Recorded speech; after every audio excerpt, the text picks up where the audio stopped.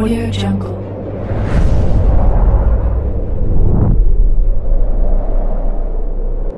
Yo, balik lagi bersama Mimin di Manhwa TV. Kali ini kita akan lanjutkan pembahasan dari cerita Contracted Al-Ancient Divine Weapon. Sebelum lanjut, Mimin ucapkan terima kasih kepada Asep yang telah mentraktir Mimin. Semoga rezekinya semakin lancar, amin. BTW yang nyari episode sebelumnya Mimin tempel di deskripsi beserta dengan playlistnya. Dan jangan lupa untuk join saluran WA untuk info terupdate dari Mimin. Linknya ada di deskripsi. Tanpa berlama-lama, yuk kita masuk ke alur ceritanya.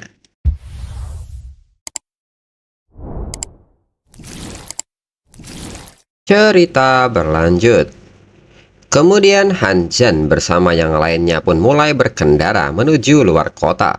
Dan benar saja mereka pun mulai dihadang oleh beberapa monster. Si Yayoi pun bertanya jenis monster apakah itu. Menurut Han Zhan itu adalah monster jerk tingkat 1 yaitu Deathfly. Mereka adalah makhluk yang bergerak secara berkelompok. Semakin besar kelompoknya, semakin besar pula sifat mematikan dan daya rusaknya. Yevan pun hanya rebahan di mobil tanpa menghiraukan apapun. Namun saat menatap ke atas langit, Yevan pun terkejut dan sontak bangun, lalu mengajak mereka untuk melihat ke arah atas. Ternyata ada pusaran angin yang mendekat ke arah mereka. Si Yayoi pun bertanya apakah itu Deathfly juga. Han Zhan pun membenarkan hal tersebut. Dengan jumlahnya yang sebesar itu, sudah tentu dia akan sangat merusak. Yevan pun seketika bersemangat dan mengajak mereka untuk langsung menghadapi mereka. Hong Yiwei pun menatap ke arah Han Zhan dan mengatakan bahwa ada karavan yang sedang dikejar oleh badai Deathfly di sebelah sana. Dan menanyakan sikap Han Zhan apakah Han Zhan ingin pergi untuk menyelamatkan mereka. Han Zhan pun nyatanya meminta Hong Yiwei untuk membanting setirnya ke kanan dan kemudian tancap gas. Yevan pun seketika bersemangat mengetahui bahwa mereka akan pergi ke arah badai Deathfly. Hong Yiwei pun segera membanting setir dan manuver ini pun membuat Yevan yang berdiri menjadi terjatuh.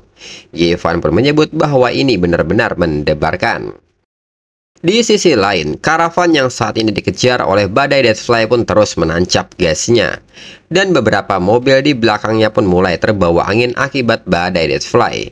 Dan saat ini, seorang wanita yang bernama Sang Siting sedang berada di mobil tersebut. Pelayannya pun menyebut bahwa ini mustahil mereka bisa meningkatkan kecepatan. Mereka akan ditangkap dalam 5 menit lagi. Bala bantuan tidak akan datang. Demi keselamatan nona muda, segera pelayan itu meminta semua pelayan Sang Siting untuk melaksanakan rencana pengorbanan. Sang Siting pun nampak tidak setuju dengan rencana ini. Sang Siting pun meminta mereka semua untuk kembali dan tidak menyerah sampai menit terakhir.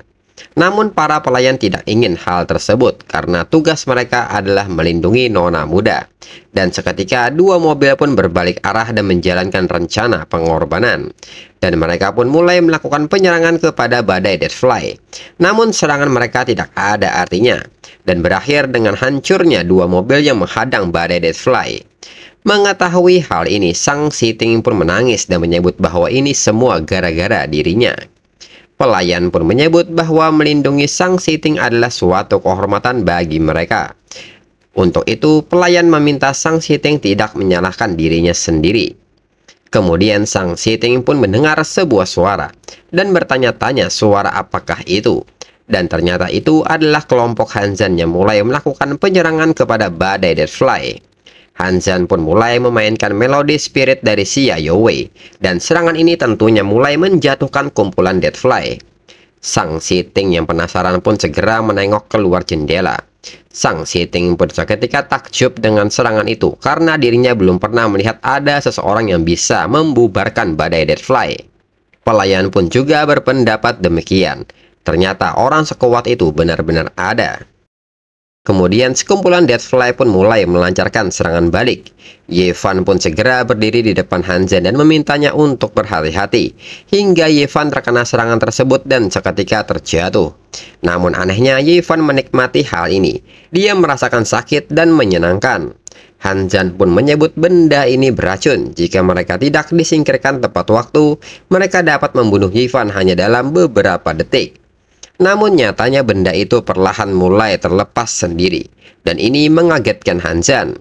Segera Hanzan memeriksa status Yifan, dan ternyata Yifan memiliki talent immortality level SS.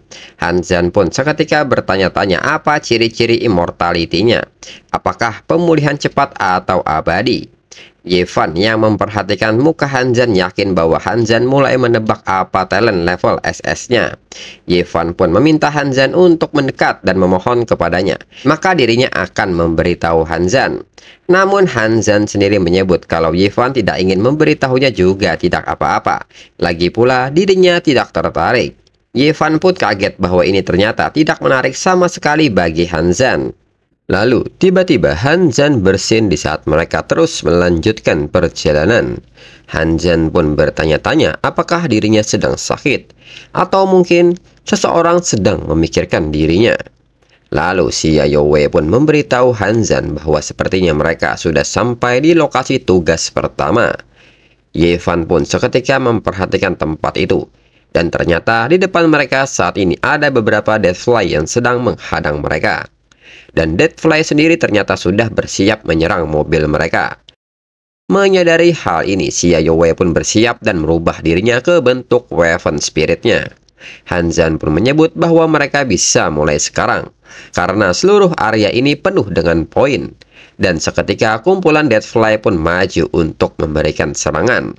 Hanzan pun mulai memainkan melodi senjatanya, hingga satu persatu Deathfly pun mulai berjatuhan. Hanzan pun terus memberikan serangan dengan mobil yang terus berjalan. Yifan pun kaget dengan hal ini. Hanzan mengalahkan mereka dengan satu kali pukulan. Hong Yiwei pun menilai ini sangat kuat. Hanzan tidak pernah gagal untuk mematahkan ekspektasinya setiap saat. Di sisi lain, di sebuah layar menampilkan sebuah progres penyelesaian sebuah misi, dari misi pertama hingga misi kelima.